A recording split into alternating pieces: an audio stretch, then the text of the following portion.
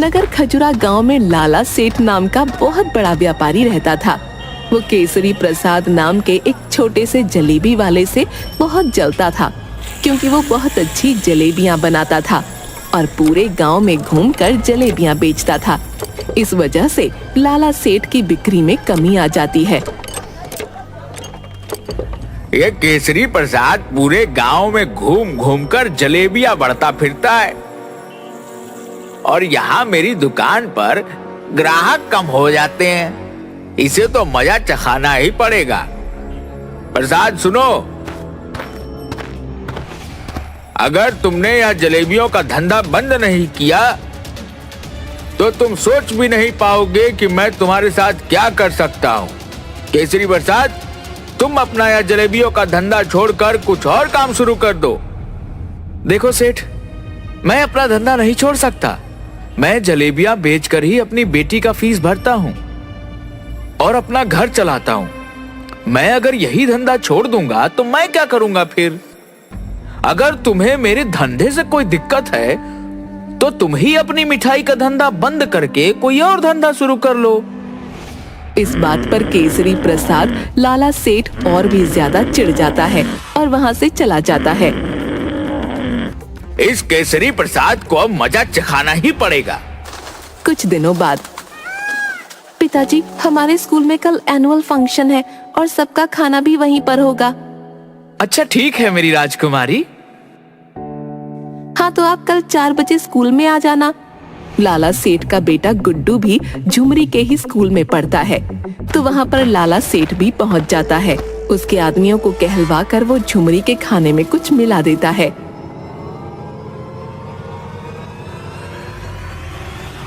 जिस वजह से झुमरी बीमार हो जाती है।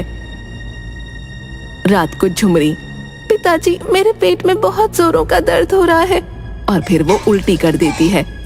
अरे बेटा, क्या हुआ? चल तुझे अभी डॉक्टर साहब के पास लेकर चलता हूँ। फिर केसरी प्रसाद झुमरी को अस्पताल लेकर जाता है। डॉक्टर साहब, इसे पेट में बहुत दर्द हो रहा है और इसे उल्टी भी हो रही है। इसके खाने में कुछ ऐसा आ गया है जिस वजह से इसके पेट में दर्द हो रहा है। डॉक्टर कुछ दवाई देता है। फिर झुमरी 4 दिन तक ठीक नहीं होती और बिस्तर से उठ नहीं पाती।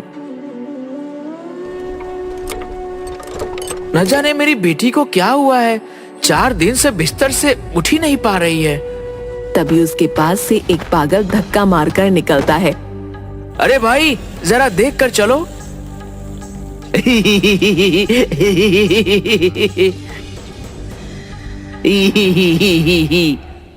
तुम्हें खाना है तो खा लो। पर इसमें दवाई मिली है ना? क्या? अरे नहीं नहीं भाई, इसमें कोई दवाई नहीं मिली है, खा लो।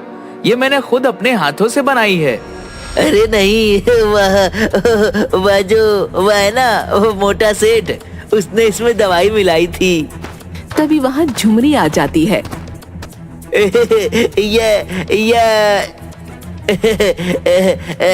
इसी ने तो मिलाई थी ना उस दिन। क्या? किसने मिलाई थी दवाई? उस मोटे सेठ ने उस दिन मिठाई में कुछ मिला दिया था।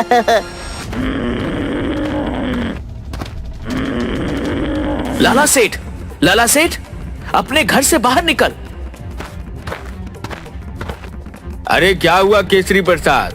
कोई दूसरा धंधा करने के लिए पैसे मांगने आए हो क्या? चलो, देर से ही सही, पर तुम्हें अकल तो आई। और फिर केसरी प्रसाद लाला सेठ को एक थप्पड़ मारता है। दोनों में कड़ी हाथापाई होती है।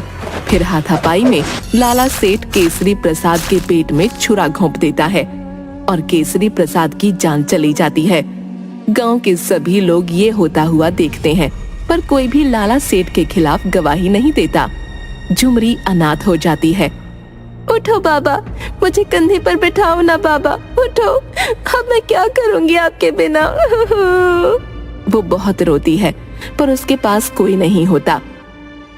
वो बैठी हुई उसके बाबा की कही हुई बातों के बारे में सोच रही थी कि कैसे उसके बाबा उसे प्यार से अपने कंधे पर बैठाकर मेला घुमाने ले जाते थे और जलेबियां खिलाते थे। ये सब बैठकर वो सोचती रहती है। फिर झुमरी बड़ी हो जाती है झुमरी एक दिन कुएं से पानी भरने जा रही होती है। तभी लाला सेठ की नजर उस पर पड़ती है। वो उसे गलत नजरों से देखता है। झुमरी के पास उसे हाथ लगाने के लिए बढ़ता है। तभी झुमरी उसके सिर पर पानी का घड़ा फोड़ देती है। वहाँ खड़ी सभी औरतें ये देखकर हंसने लगती हैं। अरे वाह रे झुमरी, अच्छा हुआ, इसे तो ऐसे ही मारना चाहिए। फिर सभी औरतें मिलकर उसे मारने लगती हैं। इसे तो ऐसे ही मार पड़नी चाहिए। अरे वाह, मोटे सेठ को माल पड़ी, माल पड़ी। मोटे सेठ को माल पड़ी, बड़ा मजा आया। झुमरी, तुझे तो मैं छोड़ूंगा नहीं। अरे चाचा, नहीं तो और भी मार पड़ेगी। लाला सेठ कुछ बड़बड़ाते हुए वहाँ से निकल जाता है। अगले दिन गांव में फिर से वही पुरानी जलेबियों की खुशबू आने लगती है। वही पुरानी प्रसाद काका की जलेबियों की खुशबू। फिर वो बाहर निकलकर देखता है तो झुमरी जलेबियों के ठेले पर जलेबियां लेकर बेचने निकलती है। देखते ही देखते झुमरी की बहुत सारी जलेबियां बिक जाती हैं। अरे वाह बेटा, तुम्हारी जलेबियां तो प्रसाद की जलेबियों से भी बहुत स्वादिष्ट है। अरे वाह जलेबी, मैं तो आज जलेबी खाऊंगा। जलेबी ई ई ई ई ई। और अजीब तरह से जलेबी खाने लगता है। खाते खाते उसे लाला सेठ दिख जाता है तो वो लाला सेठ के ऊपर जलेबी फेंक देता है।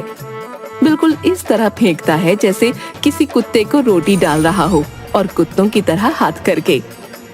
तुझे भी जलेबी खानी है? लाला सेठ गुस्से से वहाँ से निकल जाता है। झुमरी के ठेले पर बहुत भीड़ आने लगती है और ये सब मिठाई वाले लाला सेठ को रास नहीं आता। वो कुछ गुंडे झुमरी को उठाने के लिए भेज देता है। आज तो वो झुमरी मुझसे नहीं बचेगी। जैसे ही वह आएगी, मैं उसे भी उसके बाप के पास पहुंचा दूंगा। बहुत हवा में उड़ रही है ना। तभी वो दोनों गुंडे पिटी हुई हालत में लाला सेठ के पास पहुंचते हैं। अरे तुम्हारी यह हालत किसने की? और किसने लाला सेठ? उस लड़की ने, जिसे आपने उठाने के लिए भेजा था। वह तो बड़ी ही टेढ़ी खीर निकली। मैंने तुम दोनों को एक लड़की उठाने के लिए कहा था। तुम दोनों से वह भी ठीक से नहीं हुआ। अब जाओ यहाँ से और मुझे अपनी शक्ल मत दिखाना। पर यह झुमरी इन दोनों हट्टे कट्टे पहलवानों को कैसे पीट सकती है? फिर उसे याद आता है कि उसने उसकी भी हालत खराब कर दी थी। वो सोचता है कि झुमरी को मजा चखाना ही पड़ेगा। एक दिन झुमरी जलेबी का ठेला लेकर गांव में बेचने जा रही थी। तभी लाला सेठ उसकी गाड़ी को झुमरी के ठेले के आगे रोक देता है। झुमरी उसका ठेला रोड की दूसरी तरफ ले जाने लगती है। फिर लाला सेठ उसकी गाड़ी को और आगे बढ़ा लेता है और झुमरी को नहीं निकलने देता। फिर लाला सेठ गाड़ी से बाहर निकलता है। ए झुमरी, देख, तेरी मेरे सामने कोई औकात नहीं है। तू चुपचाप अपनी जलेबियों की दुकान, अरे नहीं, अपने जलेबियों का ठेला लेकर यहाँ से दफा हो जाओ और अपने ठेले को बंद कर दे। नहीं तो मैं इस ठेले को और तुझे कहीं का नहीं छोड़ूंगा। झुमरी आगे आती है और लाला सेठ की गाड़ी का कांच फोड़ देती है। अब देख, तेरी गाड़ी की औकात तो मेरे ठेले से भी बदतर हो गई। और उसके मुंह पर पैसे फेंककर, ये ले पैसे और जाकर अपनी गाड़ी ठीक करवा ले। और अगर चाहिए तो मुझे बोल देना, टिप भी ले ले, काम आएंगे। मोटे सेठ की गाड़ी टूट गई, मोटे सेठ की गाड़ी टूट गई। लाला सेठ आग बबूला होकर वहाँ से निकल जाता है। रात को एक नकाबपोश झुमरी के ठेले और उसके घर को आग लगाने के लिए पेट्रोल छिड़कने लगता है। आज तो यह झुमरी नहीं बच पाएगी। और माचिस जलाकर घर पर फेंकने ही वाला होता है। तभी पीछे से वो पागल उसका हाथ पकड़ लेता है। नकाबपोश उस पागल को धक्का देकर नीचे गिरा देता है। तभी झुमरी वहाँ आ जाती है। देखो, यह तुम्हारे घर पर आग लगाने वाला था। मैंने इसे पकड़ लिया, मैंने चोर पकड़ लिया। और फिर झुमरी उसे थप्पड़ लगाती है और उसका नकाब निकालती है तो वो कोई और नहीं लाला सेठ होता है। लाला तू इस हद तक गिर जाएगा, मैंने ये सोचा भी नहीं था। जो किसी की जान ले सकता है वो कुछ भी कर सकता है। ए झुमरी, तुझे क्या लगता है मैं तुझे ऐसे ही छोड़ दूंगा? तुझे तो मैं तेरे बाबा के पास पहुंचा कर ही रहूंगा। उसे भी मैंने बहुत धमकियां दी थी, पर वह सीधी तरह नहीं माना। फिर मैंने उसका पत्ता काट दिया, पर अब तूने भी मेरी नाक में दम कर दिया है। मैं तुझे भी नहीं छोड़ूंगा। और ये पागल, आज तो यह भी मेरे हाथों से मरेगा। और फिर लाला सेठ चाकू निकालकर झुमरी को मारने के लिए आगे बढ़ता है। तभी वो पागल सीधा खड़ा हो जाता है और लाला सेठ का हाथ पकड़ लेता है और चाकू नीचे फेंक देता है। लाला सेठ को वो एक थप्पड़ मारकर नीचे गिरा देता है। लाला सेठ का थप्पड़ की वजह से सिर चकराने लगता है और उसके कानों से खून निकलने लगता है। हवलदार, पकड़ लो इस लाला सेठ को और बंद कर दो हवालात में।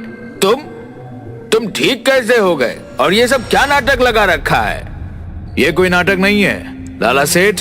तुझे पकड़ने के लिए मुझे पागल बने रहने का नाटक करना पड़ा, ताकि मैं तुझे रंगे हाथों पकड़ सकूं।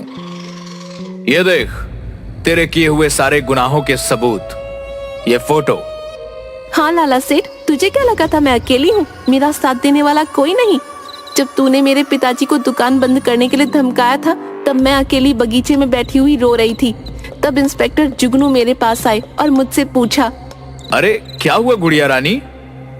कुछ नहीं, वो मोटा मिठाई वाला, वो मेरे पिताजी को रोज धमकाता है और उन्हें जलेबियां बेचने के लिए मना करता है। उस मोटे सेठ की वजह से मेरा भी कोई दोस्त नहीं बनता। अच्छा, तो आज से मैं तुम्हारा दोस्त। पर तुम्हें उस मोटे सेठ को पकड़ने में मेरी मदद करनी पड़ेगी। तभी से मैं पागल बनकर तुम्हारे खिलाफ सबूत इकट्ठा कर रहा था। फिर कुछ दिनों के लिए काम की वजह से मुझे बाहर जाना पड़ा। पर जब मैं गांव में आया तब मुझे पता चला कि झुमरी के पिताजी की किसी ने हत्या कर दी। पर तुम्हारे खिलाफ किसी ने भी गवाही नहीं दी। तभी से मैं झुमरी की मदद करता हूं, और तेरे उन भाड़ों के गुंडों से भी मैंने ही इसे बचाया था। और फिर इंस्पेक्टर जुगनू लाला सेठ को जेल में बंद कर देता है।